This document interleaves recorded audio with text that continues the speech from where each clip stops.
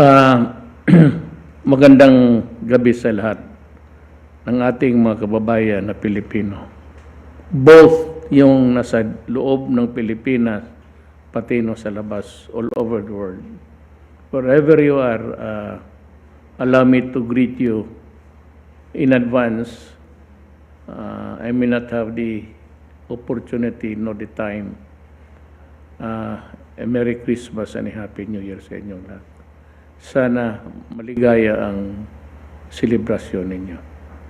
And kayong mga nagtatrabaho sa labas, keeping our economy alive with your contributions sa ating income sa gobyerno, papasalamat kami sa inyo.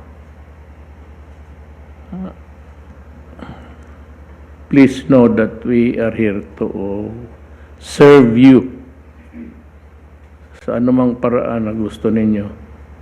Kaya itong programa na ito was really thought of to apprise, to make the public know kung saan yung pera ninyo. Kaya yung mag-report dito from time on, madalas na ito, yung mga malalaking expenditures ng gobyerno. Ay yung mga maliliit, huwag na muna yung mga barangay roads, ganon. Pero yung malalaki na mag-abot ng bilyon, magre-report kami para alam mo na yung panahon ng ano ngayon, election. There are politicians like Gordon who thrive on black propaganda, falsehoods. Ito si Gordon, dapat lang malaman ninyo na noong nasa Subic pa siya yung chairman, naghiram silang mga empleyado ng 186 million. Ang 86 niyan pumunta sa kanya. Tapos hindi niya nabayaran. And that was about many years ago. Eventually, ang COA flagged him. Tapos inimbestiga siya. Tapos sabi ng COA, ginastos niya ng personal. So it became his personal liability. Pinabayad siya hanggang ngayon, hindi niya binayaran. Nag-appeal siya sa korte hanggang umabot sa Supreme Court. In the Supreme Court, the decisions of the lower courts were affirmed. Supreme Court. Hindi niya binayaran until the judgment became final and executory. Yun ang nangyari. Ngayon, dalawa yan. Kung sa accounting, that would be a disallowance. Meaning to say, pag tinagka disallowance, ginastos mo ng sarili ninyo. Ngayon, pagka sa criminal case, sa ombudsman, that is malversation. Ito si Gordon is scoundrel na pa-elect ng pa-elect, payaman ng payaman, lalo na noong ano pa siya, sa Subic pa siya. Kaya nung malaalam natin, nung paalis na si President Ramos, gusto niyang ma-retain chairman dyan sa Subic sa board. Tapos habol siya ng habol kay Presidente Ramos, hindi siya pinansin. Kaya I remember yung sa TV, yung asawa niya pati siya, hinabol pa nila sa highway si Ramos. Ramos did not bother to stop, ignored him and his wife, at hindi nila nakuha yung uli na yung sa Subic. Yan ang totoo. Ngayon yung sa inimbestiga nila yung mask, yung formalin na at dinawit niya ako doon. Alam mo, sa totoo lang, kung kawatan ako, hindi ako abot na pagka-presidente. Been mayor for kagaya niya, 23 years, a congressman. Naging vice mayor ako sa anak ko. Nung mayor ako, at ang yan lang yung taga Davao, kasi I have my record to show to everybody. My record as a government worker all these years. Wala akong kaso na malversation kagaya ni. Yan lang ngayon, sige siya daldal ng parmalin, pabalik-balik niya kasi eleksyon niya. Alam kasi niya, iyon ang issue na dadalhin ko sa plataforma, sa stage, pag ako ang nagsalita. Kasi talagang hindi na siya karapat-dapat maging senador. Sa katagal niya, na milyonaryo na siya, hindi niya binayaran ang gobyerno, tama na, Gordon. Pahinga ka na. Kung nandiyan ka pa, delikado ang pera ng bayan. Totoo lang.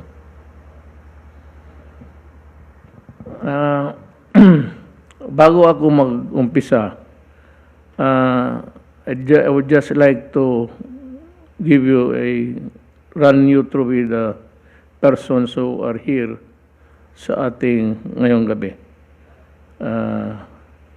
Alam ko matagal itong meeting na ito, so dapat lang na malaman ninyo kung sino yung mga tao na nagsisilbi sa inyo. We have Secretary Duque III, then we have Secretary Carlito Galvez Jr., then we have Secretary Eduardo Anyo, then as always present Director General Secretary Medialdia, Executive ating ever-present si Secretary Vivencio Dizon. Sila itong tatlo, si Duque, Galvez, pati ito. Sila yung mga tao na who successfully, and I'd like to remind everybody that when everything was down for us, it was China. For whatever really is masabi nila about the relations about Philippines and China. I would maintain that we are good friends and they were the first one to give us the vaccines. Yung issues dyan sa West Philippines, ibang issue yan. At ibang issue na itong pagkakaibigan natin sa kanila. Now, the second part of my task tonight, kasi may report itong binabasa ko, gusto lang nila basahin ko na, kasi collated ito. About COVID, yung karamihan, yung yaman ang hottest issue ngayon, the COVID. So, gusto nila na basahin ko yung report muna. So, it starts with a good evening to all my countrymen. And I'd like to thank you for joining us tonight. Whether it is really comfortable for you to listen or not, if you are there to know, would want to know what's happening to government, especially I said with the money, yung malalaking big ticket projects, if you want, we can always call our implementers, the secretaries of the different departments. Ang encouraging updates lang sa COVID-19 numbers is sa awa ng Diyos.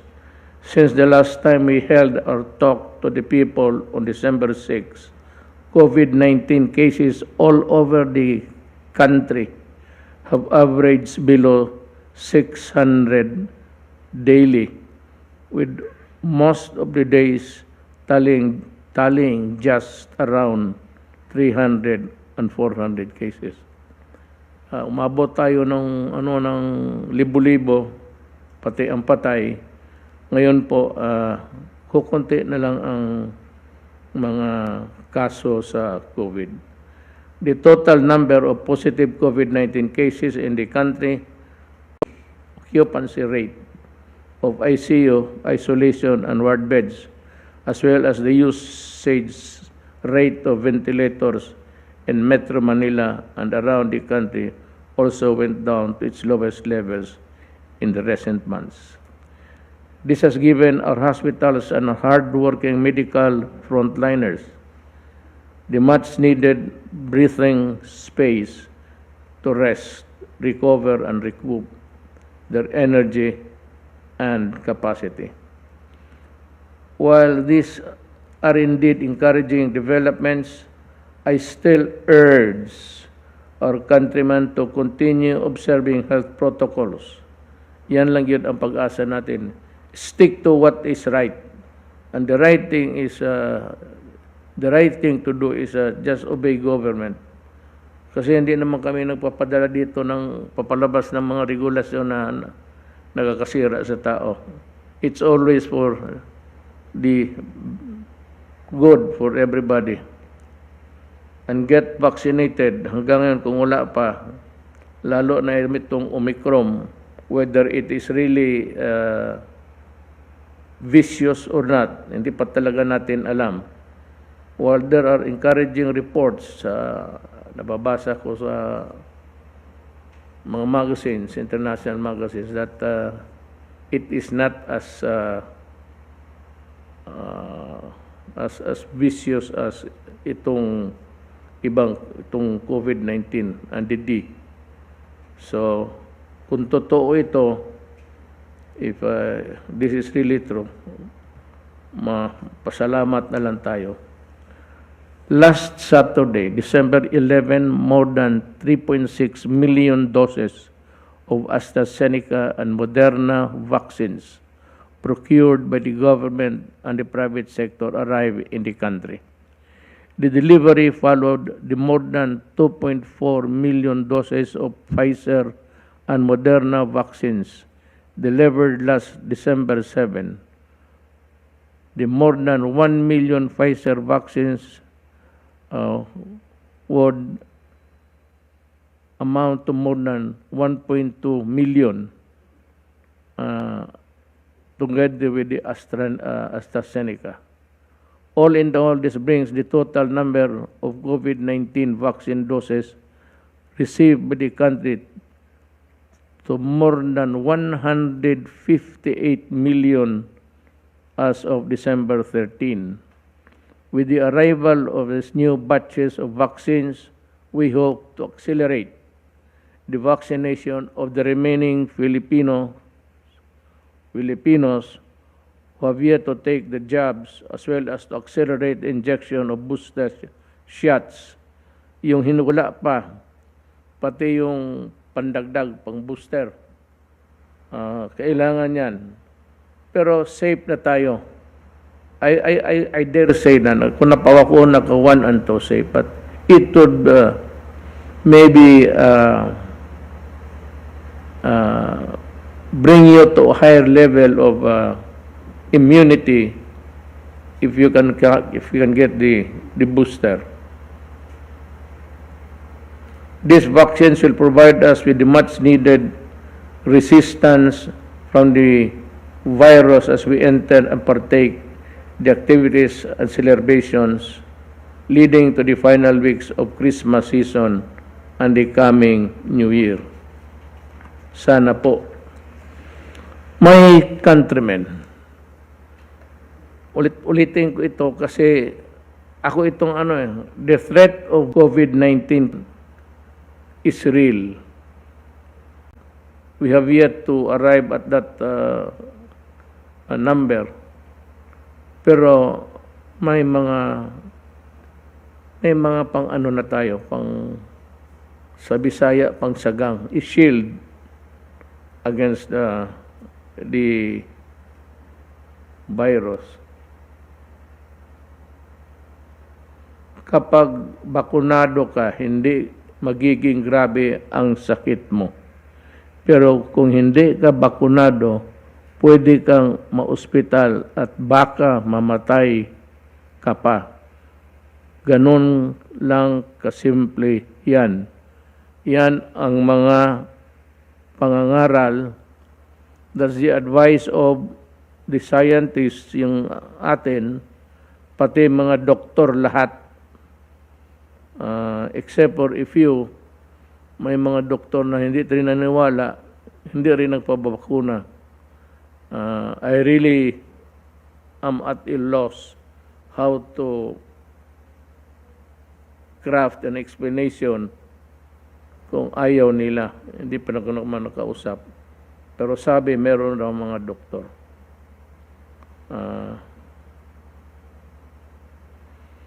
Meron tayong pang booster. Yung pa-booster na kayo para talagang matatag ang katawan natin. Ayaw ninyong mamatay, di ba? Mahirap mag-iwan ng kapatid, asawa, anak, pamilya. So, sundin lang ninyo kasi ito lahat para sa inyo.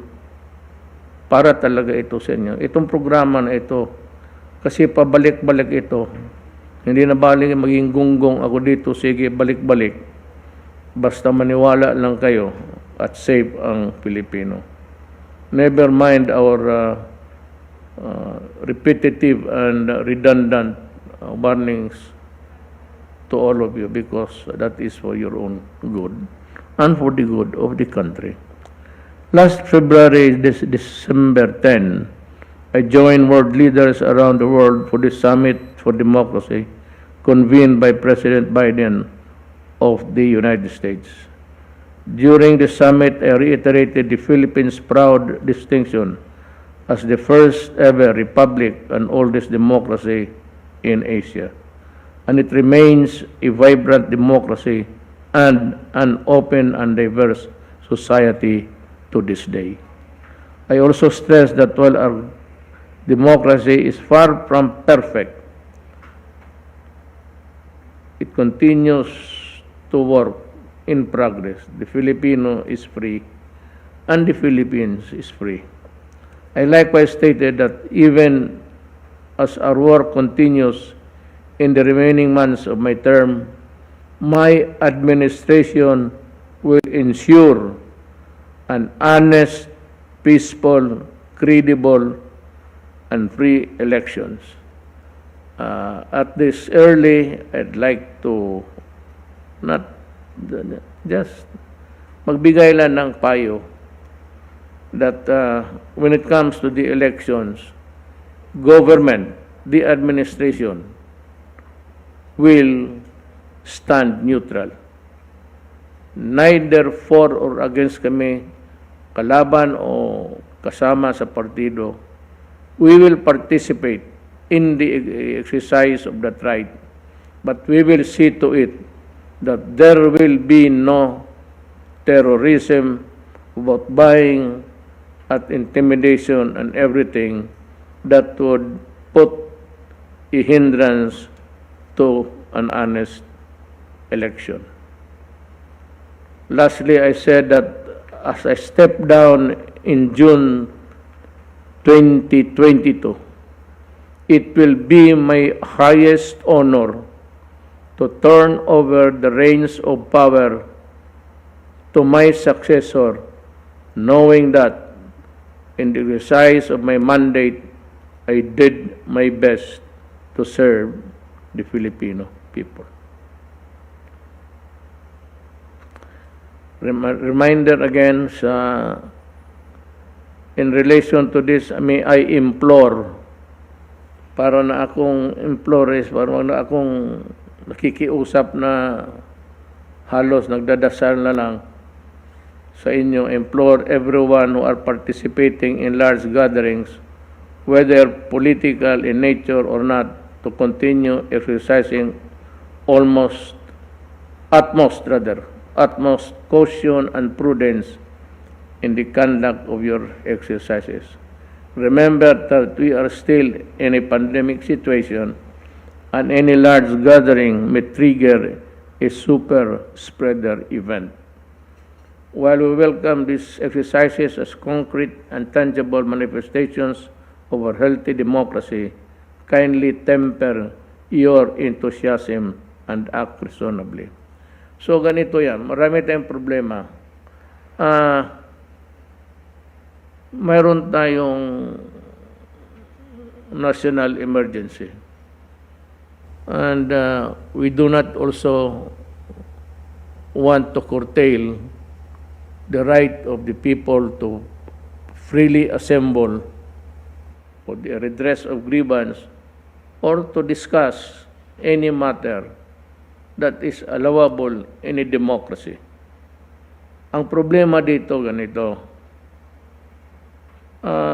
hindi ninyo, alala mo yung meeting niya ngayon, mabutit na lang siguro at marami na talagang nabakunahan, medyo na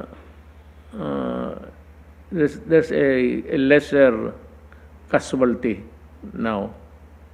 But do not tempt the gods. Huwag mong hingiin talaga na ikaw na ang humingi sa umaabot sa atin, aabot, kung hayaan natin na ganito. So I'd like to call the attention of the COMELEC.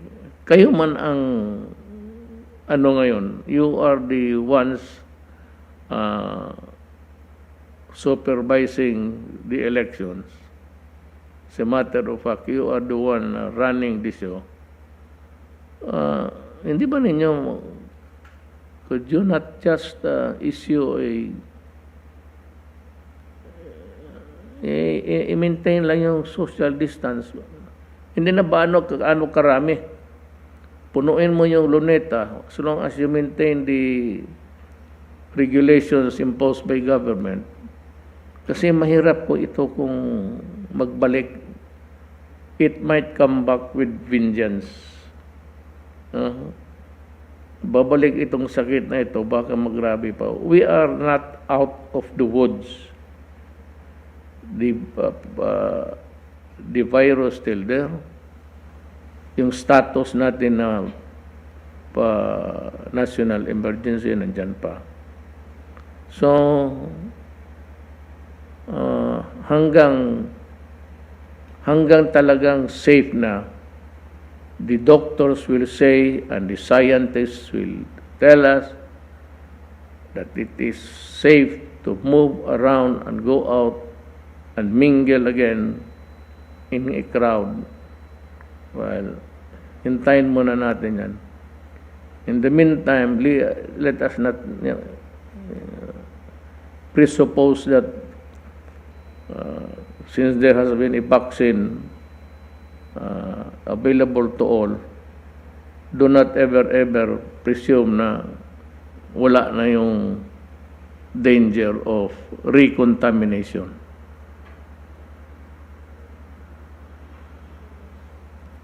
Ngayon dito tayo sa Baguio.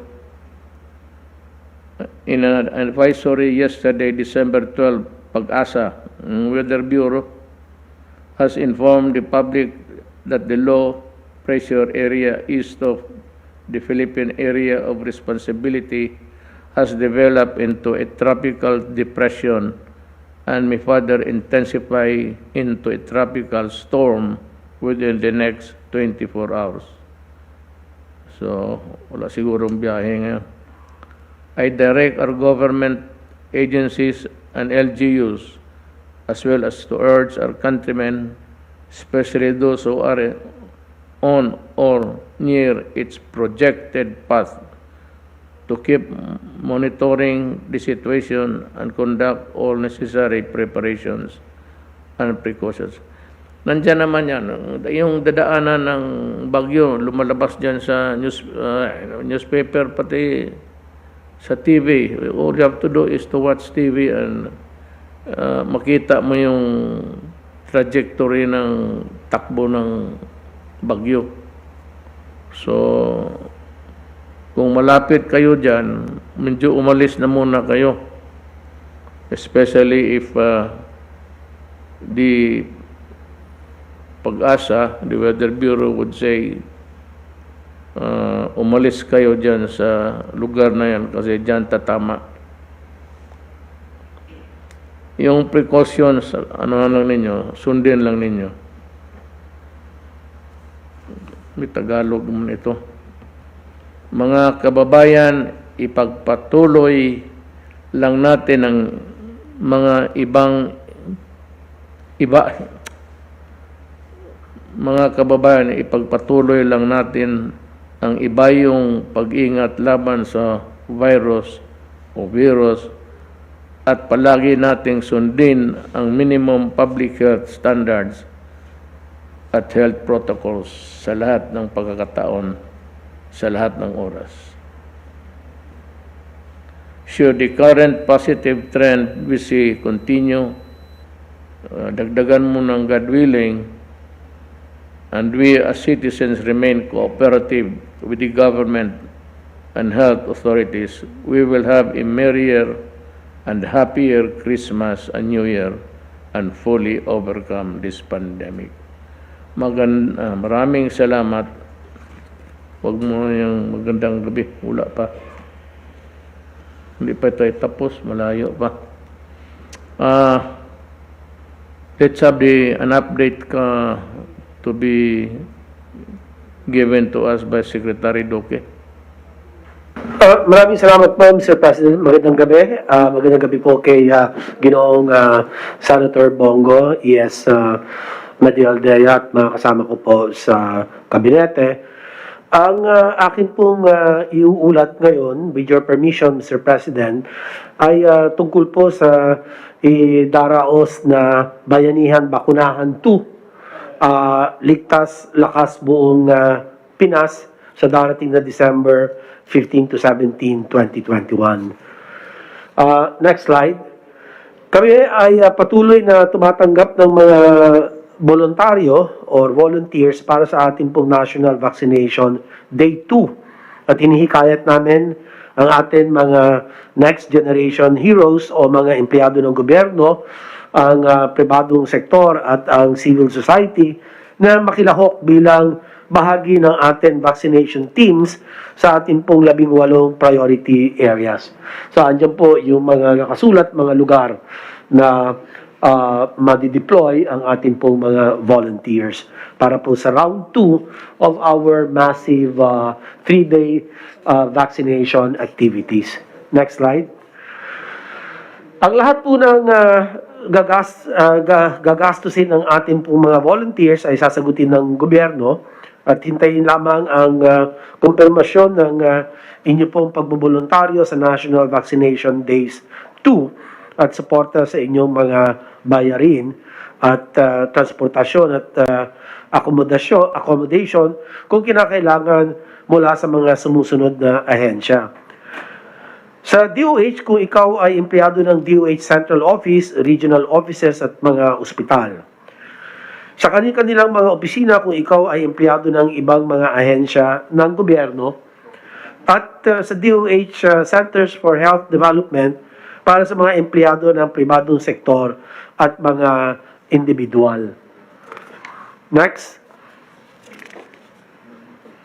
Ang ating pong National Vaccination Operation Center ay maglalabas din ng advisory o ang mga sumusunod. Pagkatapos po ng aking pag-uulat, Mr. President, si Secretary Vince Dizon at si Secretary Galvez at kami po kasama si Secretary Ed Anyo ay nagkasundo na magrekomenda po na itong bagyong Odette na paparating at mukhang magiging tropical storm ay kami po ay rirekomenda na ang ating national vaccination part 2 ay ipopospone muna natin doon sa mga dadaanan po ng bagyo. From December 15, 16, 17 ay gagawin po natin sa December 20, 21, 22. At ito pong dadaanan ng bagyo, batay po sa mga pinakahuling ulat mula sa Pag-asa, ay posible pong Northern Mindanao, ang Central and Eastern Visayas, at ang Southern Tagalog region ay hindi po na muna natin itutuloy ang bakunahan dahil kailangan po mailayo sa peligro ang ating po mga kababayan sa panahon nitong bagyong Odette. So Mr. President, ang rekomendasyon po namin ay ang Calabarzon and northern Central and Northern Luzon. Yan po ang atin munang ipagpapatuloy ang bayanihan, bakunahan part 2, Mr. President. So, sisiguraduhin po natin ang kaligtasan ng ating mga health worker, volunteers at kailangan po ay kung pwedeng madesisyonan na po ito, Mr. President, with your permission. So ikalawa, inaasahan ng mga local vaccine operation centers na ipatupad ang kanilang mga contingency plans upang mapanatili ang kalidad ng ating mga bakuna sa kabila ng banta ng bagyong Odette. And lastly, Mr. President, muli hinihikayat namin ang lahat na makiisa sa ating bayanihan bakunahan 2. Magpabakuna kung ikaw ay hindi pa nakatatanggap at ang ating pong 2-week growth rate, ganun po ay nananatiling as a negative zone. Kanya lahat po ito ay bumubuo ng isang risk classification minimal kung tawagin. At so ito po ay ang pati case fatality rate natin ay andyan po sa 1.7%.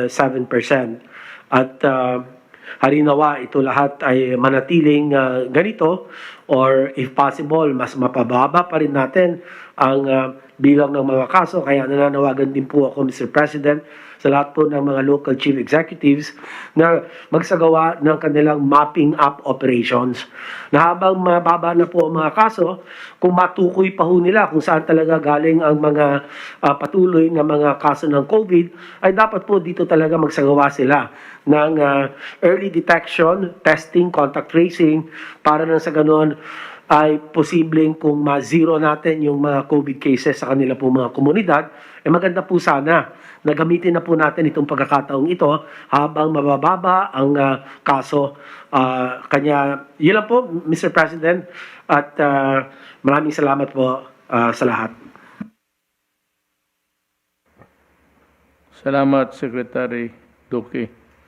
Now we call Secretary Galvez to give us the updates of the national vaccination program. By the way, before you start, I forgot to mention one important player kanina. There are actually 4 superstar here. And I forgot to mention Secretary Anyo. Dapat Galvez, Dizon, pati Duque, pati sila ang nagdala ng programa lahat, implementing. And may iba naman sinasabi na maganda daw pagkadala, congratulating me. Sabi ko na huwag ninyo ako i-congratulate Anyo Galvez, Duque, and Vince Dizon. Sila yung nagpagod ng gusto.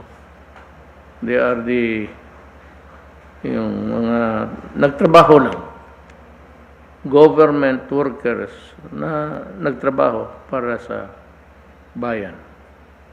So, sir. Magandang gabi po, Mr. President, Senator Bongo, ating pong Executive Secretary Mel Dialdea, kasama po sa ating mga kabinete.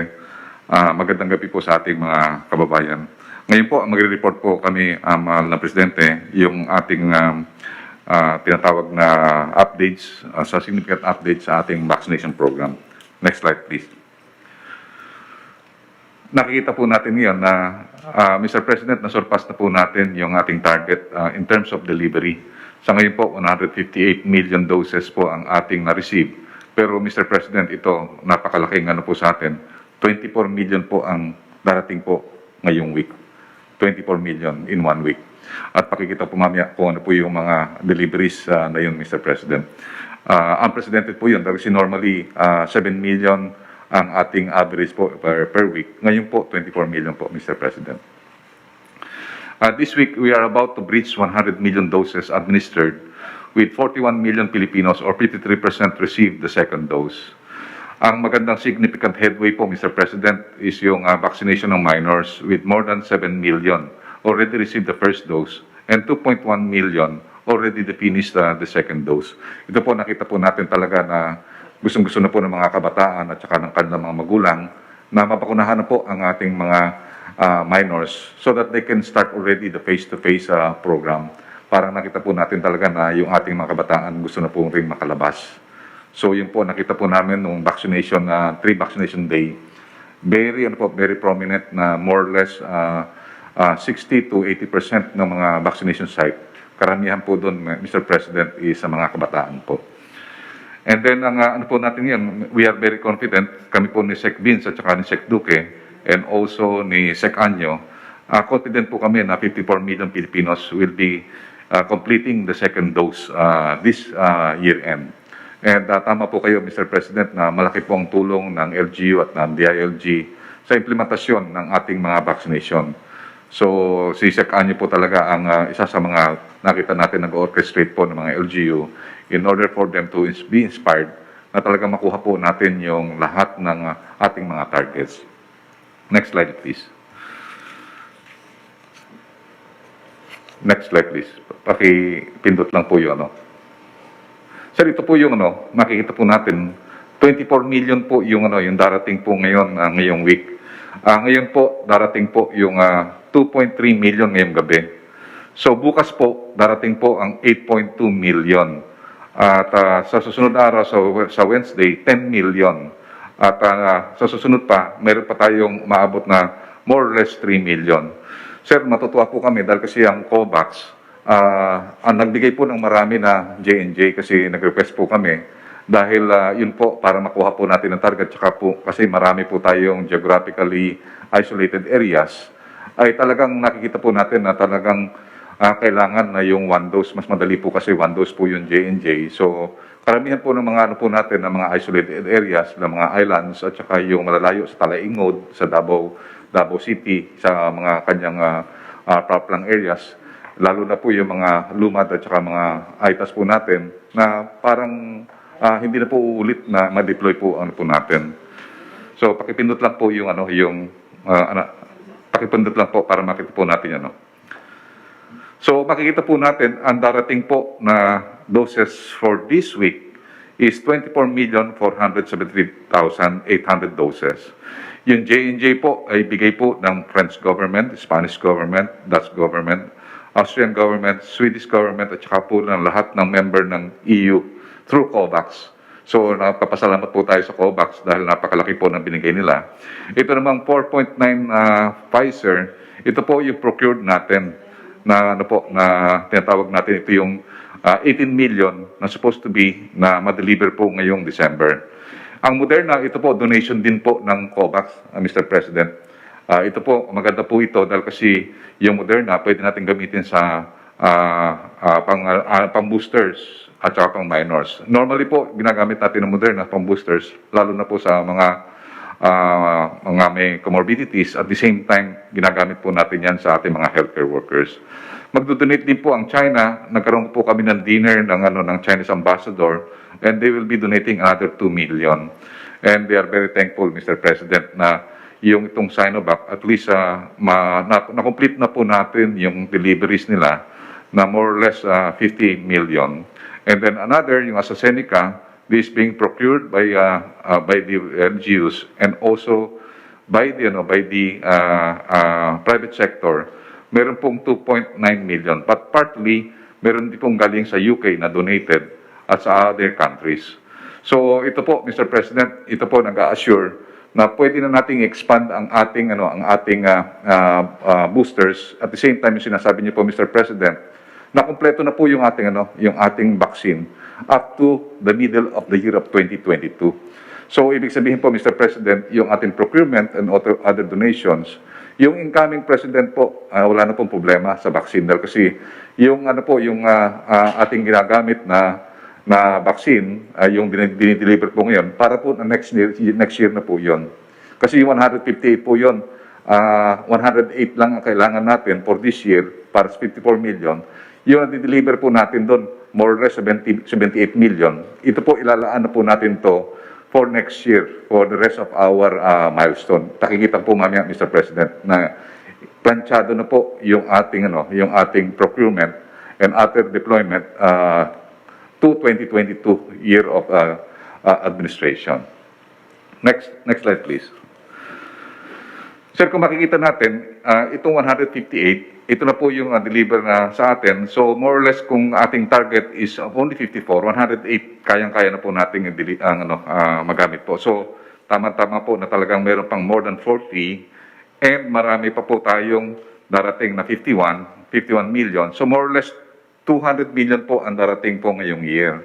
So napakalaki ng ating magiging parang stockpile na kaya-kaya naman natin pong i-hold kasi karamihan po ng darating na mga vaccine, especially yung yung sa J&J.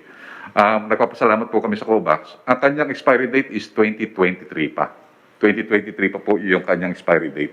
Meaning yung ating request na mas higher ang kanyang expiry date ay naibigay po na sa atin.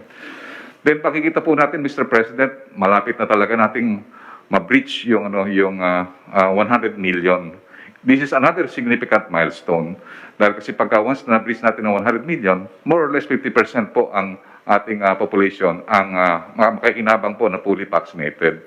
So makikita po natin na ang ating fully vaccinated na ngayon, Mr. President, is 41 million, which represents 53.20% or more than half of the percentage. Meaning, pwede na po tayo talaga mag-open and mag-expand for our boostering. At makikita po natin, ito ang ating pong tinututukan dahil kasi marami po nagsasabi mga expert na at least dapat ma-continuous po natin ang ating sustainment doon sa mga vaccinated na more than 4 to 6 months. So pag-aaralan po ng ating mga expert na kung pwede nating expand na yung mag-booster is 4 to 6 months. Pag-aaralan po natin yan, Mr. President. Next slide, please. Sir, makikita po natin itong update vaccine administration by region. I think ito, makikita natin, Mr. President, there is no other city in the world na nakita po natin na 102% na po fully vaccinated yung kanyang elderly population. Palagi ko, Metro Manila lang po ang merong nakita natin na ganyan ang capability na nakita natin, na break natin yung hesitancy. At the same time, nakita po natin na 111% na po percentage yung kanyang first dose. Meaning, pati po yung mga bata na kukuha niya na po at kuha na po niya yung mga elderly niya. Ang maganda rito po, sir, ito pong nung karoon tayo ng tinatawag nating National Vaccination Day, sumipa po yung pag-aarangkada, sumipa rin po yung kanilang capacity. So ngayon po, mayroon po tayong 6 na regions na mayroon na pong more than 70% na tinatawag nating first dose na 70%. So nahandyan po ang CAR, which is 72%, ang Region 3 with 71%, Region 4A, 71%, Region 1 at saka Region 2 po. Bigla po yan naging malaki po yun. Nakausap po natin ng dalawang governor na talagang halos nagpapaliksahan po sila na yung Region 1 at saka Region 2 talagang tumaas po ang kanilang capacity. And also Region 10 is also catching up. And yung lahat naman po naka-yellow, orange, ito po yung tinatawag natin meron ng more or less 60% and up. At nakikita po natin na kukunti na lang po, 4 na lang po na region ang medyo nahuli. Na ito po ang focus naman natin ngayon sa second National Vaccination Day. So itong Mimaropa, Region 5, Region 12, at saka yung region ng BARM, ito po ang tinatarget natin para mapataas na lalo ang kanilang natawag nating vaccination capacity at saka vaccination output. Next slide, please. Sir, ito po yung sinasabi namin po na tinatawag nating synchronization matrix. Ito po, itatawid po natin yung ating national vaccination program even beyond the national election at saka yung change ng administration. So, ganun po ang ginagawa po natin, pinaplano po natin na kasi po nakikita natin yung effect ng national election, magkakaroon ng diversion yung attention ng ating mga political leaders. So, we wanted na ang lahat ng ating vaccination program matapos po before the first quarter. So yung ating first milestone sa general population is matapos po yung 70% ng first dose. And then ito po ay nagko-constitute ng 54 million na at least second dose completed. Yung second milestone po natin is that meron po tayong 77 million na ma-vaccinate by end of first quarter. Same thing, ang sinasabi nga po ni Sec. Duque, itong directive sa amin ni Sec. Duque na before the end of the second quarter or before the transition government, we will be completing 90 million population with second dose completed. Ganon din po yung ating target sa children vaccination. Gusto po natin na matapos yung 12 to 17 by end of this year, more or less maka 80% na po tayo. And then by the start of first quarter, yung 511, may implement na po natin. Nag-submit na po ang Pfizer ng kanilang tinatawag nating amendment of the EUA to cover yung 5 to 11. And we will be expecting more or less na before the end of the year ay mayroon na po itong EUA. Then ganoon din po yung target po natin na yung 1.6 million na healthcare workers ay matapos na rin po mag-booster before the end of the quarter. Pero sa ngayon po nakita natin medyo mababa po yung ating boostering kaya gusto natin na matapos na po yan. And also, yung third dose ng seniors, we would like to continue to cover yung 5 to 8 million before the end of the fourth quarter. So that's why ang nakikita natin, our two catch-up plans is the National Vaccination Day last November 29 and also December 1. And also yung second vaccination day this coming 15 December to 17 December. So, ang po namin din po, Mr. President, yung boostering for government and economic frontliners and general population, we already started the boostering of those persons that had been vaccinated during March, April, and May. So, we will finish po yun before the end of the year. And at the same time, yung po natin, we will start also expanding the vaccination of our July to December in phase by starting of first quarter. Meaning, ang po natin, we might decide because of the steady supply and nakita natin more than 200 million po ang darating before the end of the year, we might expand the boostering to the general population. So, Mr. President, ito lang po ang report natin at sinasabi po natin na our national vaccination program transcends even the end of our administration, Mr. President. Thank you, Secretary Galvez. Now, may idagdag lang ako. Mga kababayan, nakita naman ninyo yung deliveries, yung dumating ng bakuna. It was not intermittent, but it was with regularity na dumadating yung mga bakuna, and it needed the presence of either Secretary Anyo, Secretary Galvez Bensdison, and Secretary Duque. Kaya nung hindi naman ako nagalit, but I was complaining about the disrespect of officials of a separate Congress na para bang they treated my cabinet members na yung parang resource person nila kung saan nila nakuha. Alam mo, makita mo naman ang deliveries ng bakuna sa airport. kailangan nandoon sila to verify, validate, and to make sure that what was agreed upon dineliver talaga ng tama. Yun ang ano ko. Kasi pinapatawag nila itong apat minsan sa umaga o sa hapon, pero hindi naman nila tinatawag to testify. And it happened several times. Ako na po ang hindi naman naawa, but it's our duty really to obey the processes of Congress also. It's given. Wala akong ano dyan.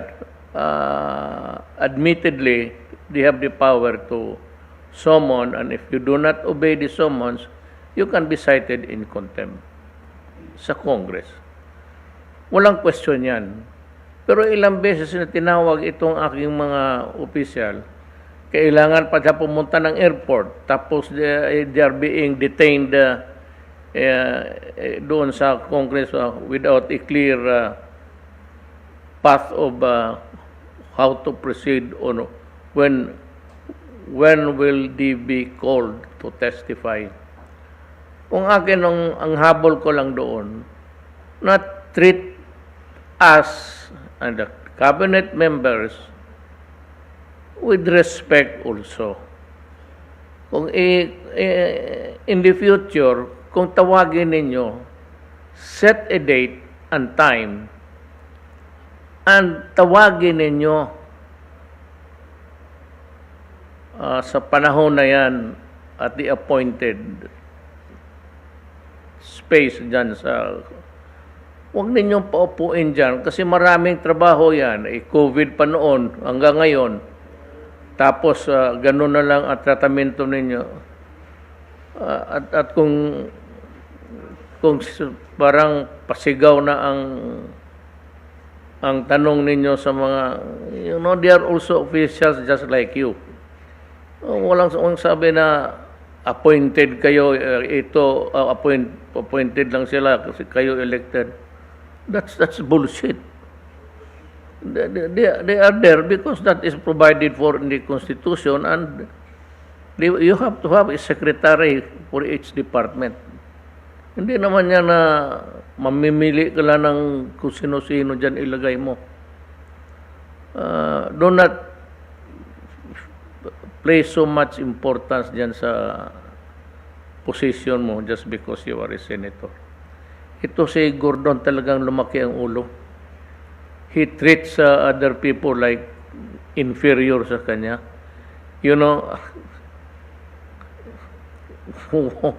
Gawain mo yan sa iba, wag sa akin. Putang ina mo. Talagang I will see to it that you will have your dues coming. Bastos ka eh. Bastos ka na tao, Gordon. Bastos ka. At kung hindi mag-agree ang mga senators dyan, ewan ko kung anong tingin ninyo sa karakter ng tao. How do you assess a person's deportment in public? Bastos. Magsigaw-sigaw ka ng kapareho mo. Hindi, you are no higher than the cabinet. Tabla-tabla lang tayo dito. Trabahante sa gobyerno. Bakit ka ganun? Bumubula pa yung baba mo na yung sa parmalin. Sabi ko, durugin mo yan. Wala ka nakita sa investigasyon. Cleared by COA, nagalit ka. Tapos kalkal ka ng kalkal. Kasi kikilala ko yung mga negosyante. Gago ka, kasalanan ko ba yung mga tao dito kung sinong magpunta sa akin magpakilala. At hindi naman yung residente na yan dito. Davao for 22 na nga. So, kilala ko yan. Kaya kita mo transaction, malinis. Wala ka namang nakita. Walang overprice. Walang ghost deliveries. Wala kang nakita, gusto mo kalkalin lahat. Hanggang dumating ka doon sa taxes. Walang bayad. Di patayin mo. Dapat sunugin mo yan sila. Pero wag yung mga cabinet members na ganoon ang tratamento ninyo. Kaya ako napilitan maggawa ng memorandum. Bahala ng Supreme Court dyan. Hindi ako papayag na or whatever is the outcome of that case, at least magkaroon tayo ng dito na we should treat each other with respect. Do not shout at the fellow workers of government, lalo na mga cabinet members. Kasi kung tinuloy mo yung gano'n, magkagulo talaga tayo. At sinabi ko sa kanila, stand up and tell them that you're leaving. If you are arrested, I will go there and get you. Ayaw ninyo, di gulo. Yung mga sabi niyo, I'm threatening. You are the one threatening the entire program of government. Anong threatening? Kayo lang ba marunong magsigaw-sigaw sa tao? Kung sabihin ko sa inyo yung putang ina ka, sige daw, anong sagot mo? Saan mo gustong makita tayo? Kalaki-laki ng muka mo, hindi magmintis itong sampal ko. Let's ka. We go now to Secretary Anyo sa update sa granular lockdown health protocol at telecommunications. And always itong anti-drug campaign. Magandang gabi po, Mr. President, Executive Secretary Salvador Mejardea, Senator Bongo, fellow Cabinet IATF members, mga kababayan, magandang gabi po. Please, next slide. Ang una ko pong iuulat ay ang ating mga nagaganap na granular lockdown nationwide. Dahil po epektibo yung ating ginagawang alert level system, yung pagpapatupad ng ating minimum public health standard at ang ating massive na pagbabakuna, nakita po natin na talagang mababa na ang ating mga cases. Sa katunayan po sa buong Pilipinas, 42 areas na lamang po ang nasa granular lockdown at nakakaapekto sa 51 households o 107 individuals. Titingnan po natin sa National Capital Region, 0 na po. Wala nang area sa NCR ang nasa granular lockdown. Next slide, please. Dito naman po sa ating record ng mga violations sa community health protocols. Makikita po natin na sa loob ng isang linggo, medyo tumaas ng konti ang mga nahuli natin na hindi nagsusuot ng mask. Pero bumaba naman po ang ating violation sa mass gathering at tumaas din ng konti ang ating pagbabiolate sa physical distancing. Tuloy-tuloy pa rin po natin i-implement ito para ma-instill natin ang disiplina sa ating mga kababayan. Next slide, please. Dito naman po, Mr. President, magbibigay po ako ng ulat sa paggamit ng Stay Safe Philippines contact tracing apps. Ito po yung official na contact tracing apps na ginagamit ng ating mga LGUs at ating pong iminumungkahi sa ating mga kababayan na sila po ay mag-register. Sa kabuuang 1,634 LGUs, makikita po natin na 1,376 or 84% po ng ating LGU ay gumagamit nito. At a total of 123,003 organizations, government offices, companies, and LGUs po ang gumagamit ng ating Stay Safe Philippines contact tracing app. At sa registered po na 8.9 million registered user, nakapag-generate ng 7.07 QR codes at nakapag-scanning ng 22,994,866 QR scanning.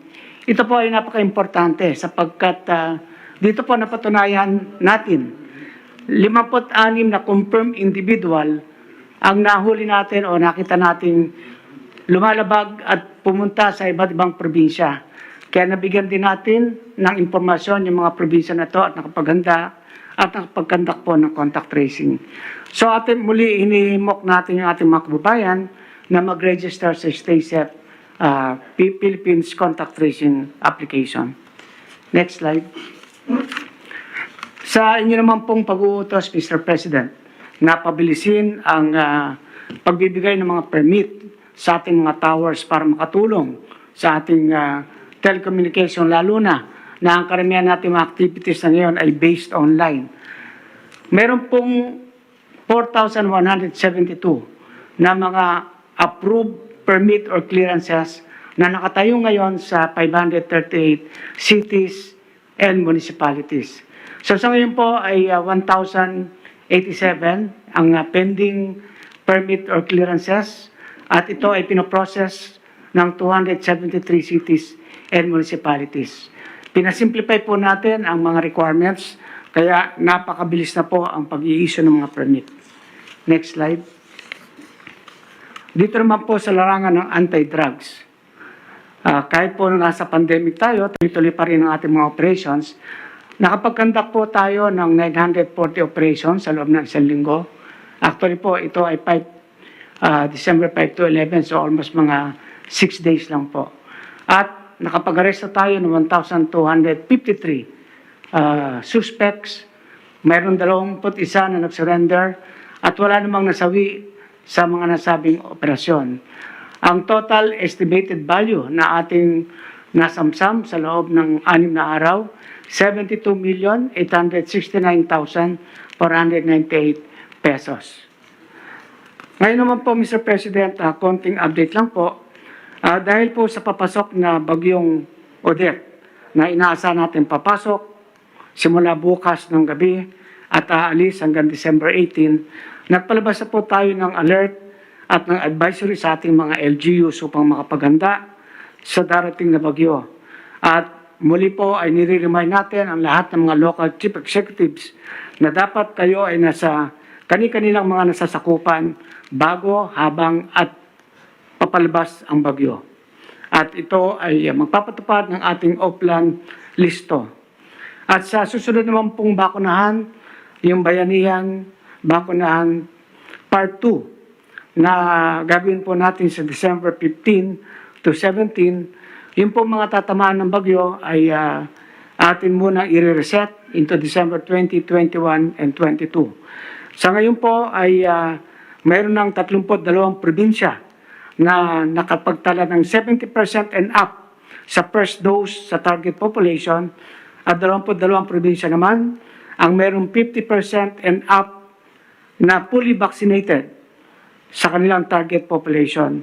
After po ng bakunahan, bayanihan bakunahan part 2, ay magbibigay ako ng ulat sa mga individual na performances ng ating region, probinsya, cities, and highly urbanized cities, and even yung tinatawag natin independent component cities. So yun lamang po, Mr. President, kami po ay naghahanda para sa ating bakunahan, bayanihan bakunahan part 2. Magandang gabi po. Sir, Secretary Anyo, can we have a compilation of all shabu seized during this year's starting during my term? Kung ilan na ang toneladang shabu na embargo ng gobyerno? Just for our, it's also intended to apprise the human rights. And maybe when the time comes, we will use it to show to the ICC na that's the reason why I am not going to bow down to their jurisdiction is because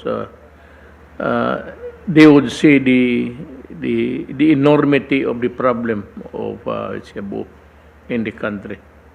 Para malaman lang po nila. Oo, Mr. President, gagawa po ako ng ulat. Pero sa ngayon po, ang tinataya po namin ay nasa 79 to 80 billion pesos of shabu ang ating pong nasamsam. Gagawa po ako ng detalyadong report sa susunod na ating pagpupulong, Mr. President. Thank you, sir. Director Domingo, it's your turn. Magandang gabi po, Mr. President. Good evening po kay Senator Bongo, KES, tsaka sa mga miyembro po ng Cabinet. Magbigay lang po ako ng konting update, especially po dito sa Omicron variant na medyo pinangangambahan po natin ngayon at binabantayan natin na hindi makapasok. No? Next slide, please. Kung maalala po natin, the first time po na na-report ang variant na ito was only 3 weeks ago. 3 linggo pa lamang po ang nakakalipas, no? At simula po noong 3 linggong yan, as of today, meron na pong 63 countries na nagka-identify po ng Omicron variant infection sa kanila pong lugar. Sa Pilipinas po, wala pa po. Sa lahat po ng ating mga sa Philippine Genome Center, wala pa pong nakikita no, na Omicron variant dito po sa Pilipinas. Ngayon, ang WHO, dinesignate po ito na variant of concern. And when we say that, it means tinitingnan po natin kung meron bang increase sa kanyang transmissibility o yung kanyang capability na manghawa, kung may increased virulence or kung mas grabe po ba ang sakit na dulot niya, o kung meron decrease sa effectiveness ng ating mga diagnostic test, ng ating mga gamot at ng ating mga bakuna. At so far, ito po ang ating nalalamang informasyon. Next slide, please. Doon po sa transmission, mukhang mabilis nga po talaga siyang makahawa, no? At least very similar to the Delta variant.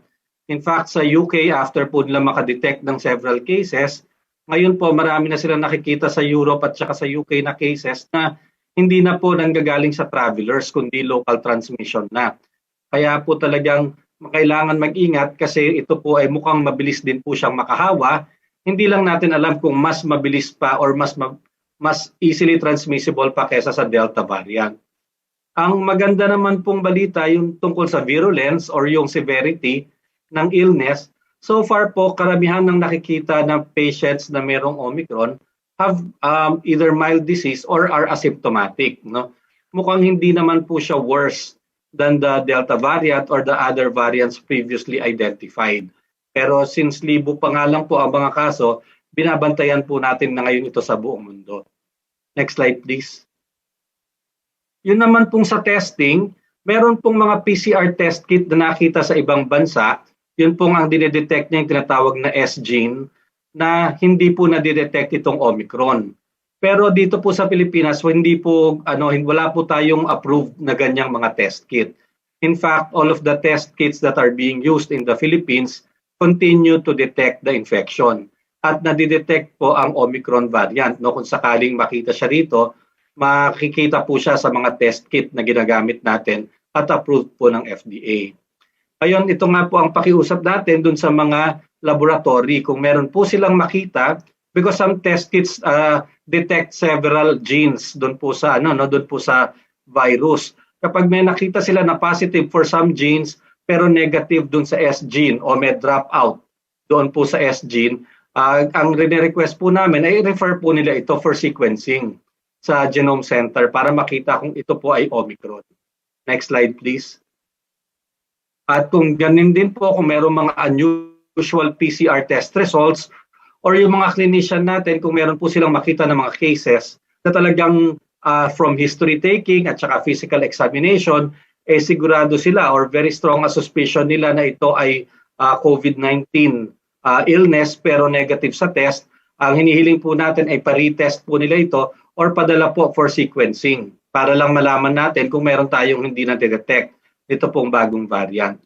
And the good thing about the antigen detection tests naman po na available dito sa atin, they are all expected to continue to detect ito pong SARS-CoV-2 infection, including Omicron. So lahat po ng antigen test at this time are still very useful. Next slide. So sa diagnostic po, wala naman tayo pang problema. Sa therapeutics naman po, karamihan ng gamot na ginagamit for severe illness are still expected to work, especially po yung mga non-specific na gamot na ginagamit para po ma-block ang inflammation or ma-modulate ang inflammation, at saka yung antithrombotics para hindi mag-clot ang dugo. Ito po mga gamot na to katulad ng corticosteroids, yun po mga interleukin receptors na tinatawag natin, and antithrombotics o pampalab ng dugo are expected to retain their efficacy. So magagamot pa rin naman po ang mga kaso na severe cases kahit po ibang variant o itong bagong variant na ang darating. Next slide. Yun pong hindi tayo masyadong sigurado yung mga monoclonal antibodies kasi ito po mga targeted therapy po ito, antibody na dinevelop using the original variant na meron po ng S protein. So kung hindi po niya nadidetect yung S protein dahil natanggal po dito sa mutated variant, maaari pong itong mga targeted monoclonal antibodies might not be very useful. However, yung mga antiviral agents po na ginagamit na nagkakaroon ng effect sa metabolism ng virus para hindi po ito makareplicate, they will have they might have some reduced efficacy pero hindi naman po likely na significant. So magagamit pa rin po itong ating mga bagong antiviral drugs. Next slide please. Sa bakuna naman po, ang ating experience historically is that every time meron pong konting pagbabago dun sa variant or sa virus, medyo bumababa po ng konti ang efficacy, no? However, we also know that they are still they're still very useful and they remain critical. The vaccines are critical in reducing severe disease and death. So kahit po mabawasan yung efficacy niya from preventing illness, most of them do not decrease the protection against severe illness, severe COVID and death from COVID-19. So ganun din po ang nakikita natin sa Omicron, no? Especially kapag na-complete po yung dose at yun po mga nagkaroon ng booster 6 months later, are probably going to benefit from the vaccination, and the benefits definitely outweigh the risk. Ang WHO po ngayon is currently working to assess potential impact of the new variant on vaccine effectiveness. However, the general consensus is that they do retain protection even against the new variant. At update lang po, Mr. President, yung pong nakalipas na linggo, yung Pfizer, nag-apply na po sila ng EUA for children 5 to 11 years old. Kasi ngayon po 12 to 17 ang nagagamitan natin ng Pfizer at saka po ng Moderna. Pero yung Pfizer, pinayagan na po ito 5 to 11 years old sa US, sa European Union, sa Canada, and several other countries. And they finally sent their application to us. Ito po ang ine-evaluate ngayon ng ating mga eksperto. And we hope to finish evaluating po within the next, maybe 2 weeks. At ang pagkakailaba lang po, medyo iba po ang iba po ang preparation ng vaccine na to. So hindi po ito yung vaccine na ginagamit natin sa adult na binawasan lamang, no, kundi talagang mas mababa po yung concentration niya of the same active ingredient, yun pong mRNA, at saka yun pong kanyang volume ay yung dosage ay mas mababa. So kung bibili po tayo nito for 5 to 11, it's going to be a different vaccine than the ones that we are using now from Pfizer that we are using for adults. Next slide, please.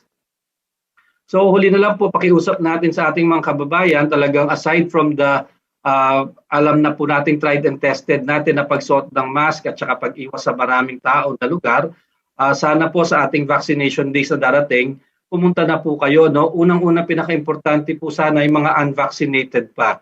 All adults na wala pa pong natatanggap kahit isa, at saka po yung mga 12 to 17-year-olds, sana po dalhin na po sa ating mga vaccination centers.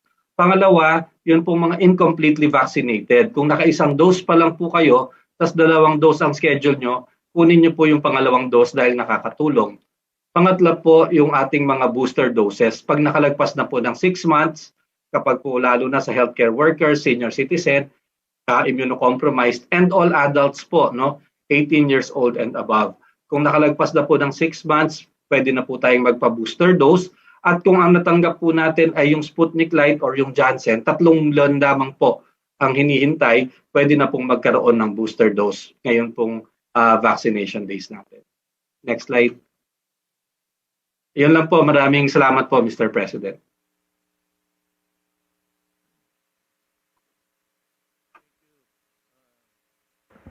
Thank you, Dr. Domingo. And I would call the, how would you call this? Ika nga tawag nila, si Little President, tawag nila sa mga executive secretary para siyang dean ng mga cabinet members. Bing Bong Mijaldea. Bong. Good Your evening, turn. Mr. President and fellow members of the Cabinet. I am here to report on the work of the Office of the Executive Secretary, or the OES, from the time your administration began in June 2016. OES has a unique mandate among all agencies. We do not, for example, build roads or bridges as the DPWH has so ably done, nor do we operate public institutions like public schools and hospitals as the DepEd and the DOH have been tirelessly doing. Rather, we have been assisting the President in managing the entire government bureaucracy in the executive branch. As such, the OES has been involved in every aspect of governance under this administration. This is something the President very well knows, but we report on our work today not just as a recap for the President's appreciation, but also for the benefit of the public who may not be that much aware of what we have been doing. By deliberate choice, my office has stayed outside of the limelight, preferring to work behind the scenes. But we will break our oath of silence momentarily to give the public a glimpse of the role of the Office of the Executive Secretary. The role of the OES is to provide staff support to the President. Every directive, issuance, memorandum, or even a letter that the President signs goes through a thorough process of deliberation. From the time it was conceptualized up to its promulgation, the OES is there, the invisible guiding hand, making sure the President's orders are complied with. Through various points of view and interest needs to be taken into consideration are all subjected to comprehensive legal research to ensure that whatever the President would sign and approve could withstand any legal challenge that may be brought against it. Our office, in short, undertook what is known as the complete staff work on every proposal we elevated to the President. As of this date, the OES has processed a total of 156 executive orders, 1,257 presidential proclamations, 92 memorandum circular, 44 administrative orders, and 58 memorandum orders. Whether these issuances have met expectations is ultimately up to the President to say. But I wish to draw attention to the fact that thus far, not a single executive order, proclamation, memorandum circular, or other executive issuance of the President has been struck down by the courts. Some have challenged, such as the issuance of the Boracay Rehabilitation and martial law in Mindanao, but their validity has been upheld. My report today will focus only on three of the major aspects necessary for development, that is, governance, health, and national security and peace. The other aspects will be subject of another report in the near future. On health, The OES, together with the Department of Health, assisted the President in implementing this directive to ban smoking in public places. The President issued EO number 26, Series 2017, which prohibits smoking within enclosed public places and public conveyances. In compliance to the directive of the President to provide a comfortable life for all, EO number 104, Series 2020, and EO number 155, Series 2021, aims to improve the healthcare access by regulating the retail prices of drugs and medicines. The EOs impose maximum retail price and/or maximum wholesale price on components to medicines for the top killers in the Philippines, like hypertension, diabetes, mellitus, and cancer. In 2020, the President was faced with the monumental task of fighting COVID-19 pandemic through the implementation of a nationwide COVID-19 strategy, which involves a widespread vaccination program, the strengthening of the Philippine healthcare system, and testing and contact tracing measures. Through EO 112 Series 2020, the first enhanced community quarantine was imposed. To ensure the accessibility and affordability of COVID-19 tests and test kits, the President issued EO 118 Series 2020, which directed the DOH in coordination with DTI to determine, formulate, and implement a price range for COVID-19 test kits and testing administered by hospitals, laboratories, and other health establishments and facilities. To enable the government to buy and administer vaccines in order to secure the health and lives of the Filipino people, the President issued EO number 121, Series 2020, granting authority to the Director General of the Food and Drug Administration to issue emergency use authorization for COVID-19 drugs and vaccines upon proof of adequate data from well-known controlled trials. The President also recently issued EO 154, Series of 2021, directing the establishment of the Overseas Filipino Workers Hospital and creating the Interagency Committee on the OFW Hospital. It seeks the establishment of a specialty government hospital primarily devoted to OFWs in recognition of the valuable contribution of Filipino migrant workers and to alleviate their health concerns and problems. On governance, in compliance with the President's directive to improve the service of government by making government offices more efficient, transparent, and accountable, the OES prepared the following key issuances which the President approved.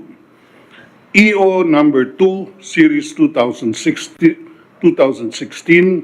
operationalized the Freedom of Information right.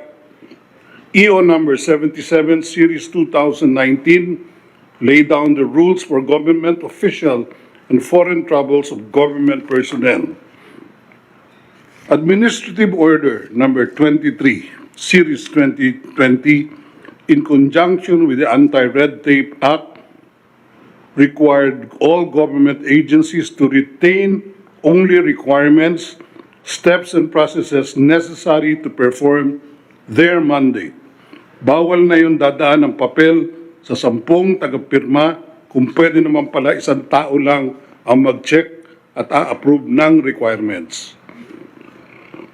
True to the Tatak Duterte seal of governance, the OES pushed the establishment of the 8888 Citizens Complaint Hotline, 8888 Citizens Complaint Center, which operates 24 hours from Mondays to Sundays to allow the public to report their grievances via calls, text messages, and its website.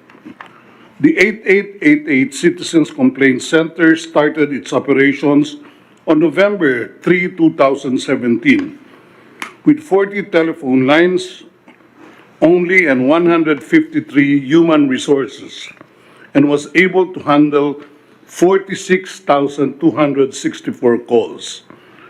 The center currently has 60 lines and 131 staff, and was able to handle 689,074 calls from January to November of this year. Hindi ako masyadong magaling sa math, but from 46,000 to 689,000 process call, that is very significant. That is 689 Filipinos who were able to get in touch with government. The Executive Secretary is often referred to as the Little President, or described as primus inter pares, the first among equals. But with it comes the arduous task of making sure the President's directives are strictly complied with, which includes disciplining officials that go astray.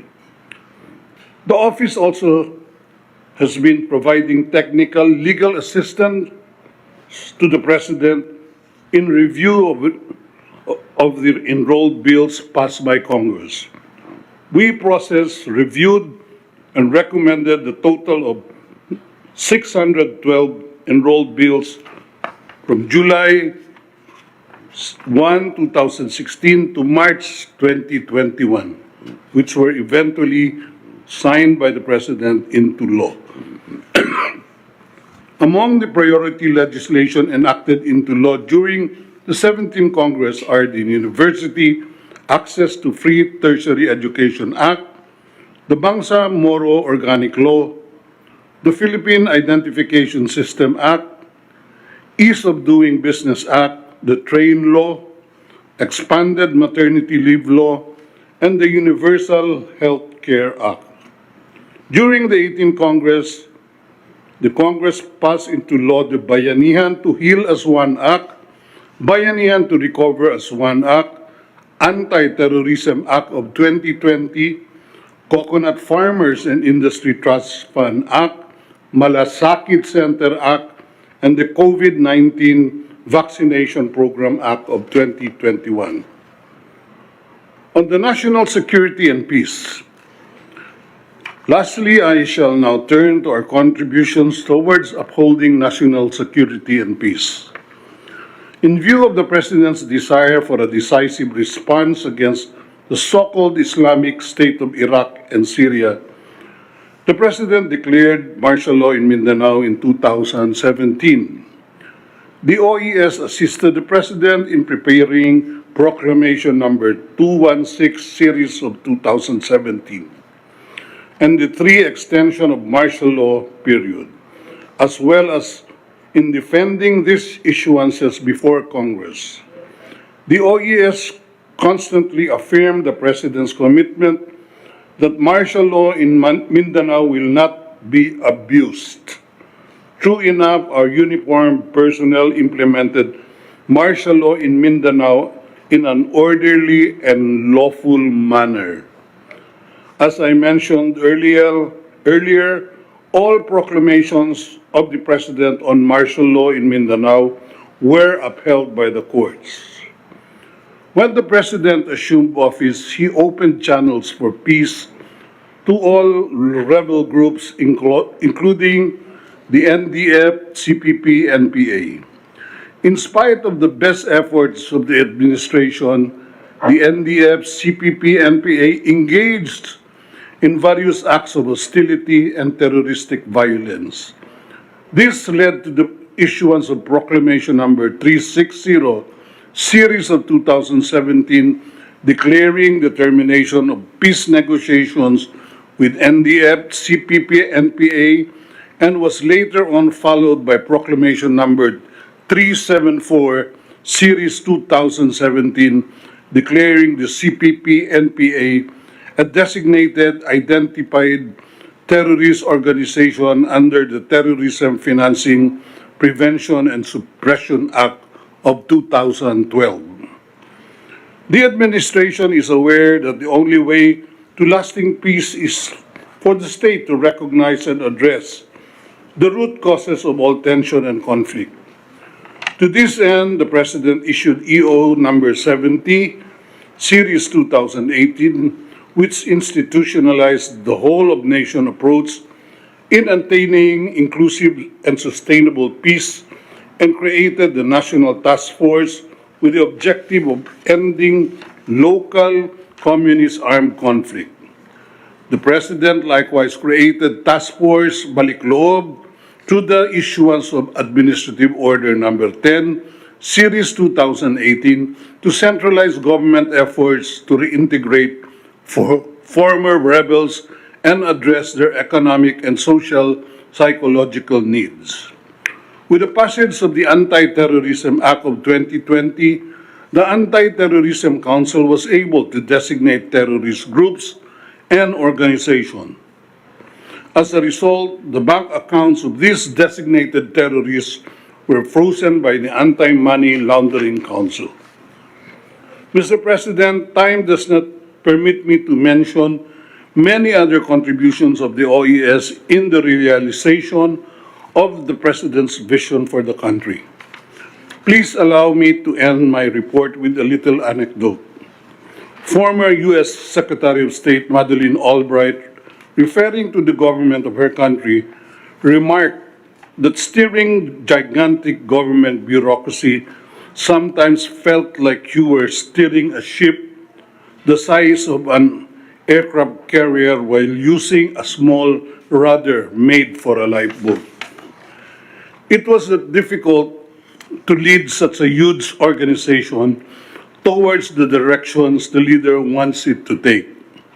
The same is true for all countries, including our own. Nonetheless, my office has sought to do to the best of our ability is to hand to the President the tools to enable him to effectively steer the Philippine government to where he wants it to go. We have done our best to hand to the President not a paddle, but a reliable rudder fit for the ship by which he could steer the government towards the realization of his noble aspirations for the country. This rudder was in the form of the various executive issuances that conveyed the President's marching orders to the different departments and agencies, and also in the form of the guidance and leadership we have provided to different interagency bodies of which we are a part. We trust that effort and diligence which went into every written order and into every meeting have served the President well, and that many of these issuances would benefit the country for many years, even decades to come. Thank you, Mr. President. Thank you, Secretary Medjaldia. Yeah, that your talk winds up today's meeting. Let me just say a few words to the Filipino people. We continue to serve you well, and ang aming maasahan ninyo na lahat ng ginagawa namin ay para sa bayan, legal, at yung pera ninyo ay nasa mabuting kamay.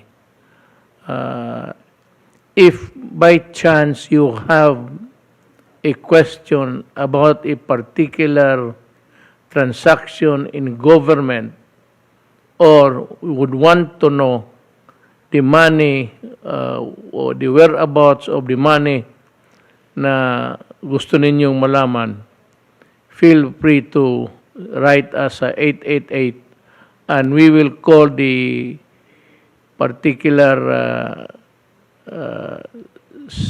secretary, department secretary, to come here and to explain to you what you want to know about the workings of government.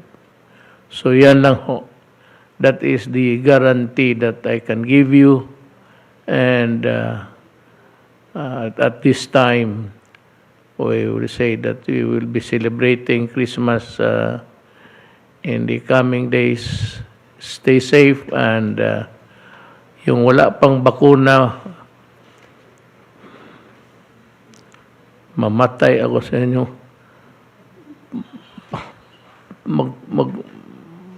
Mamatay ako o kayo ang patayin ko.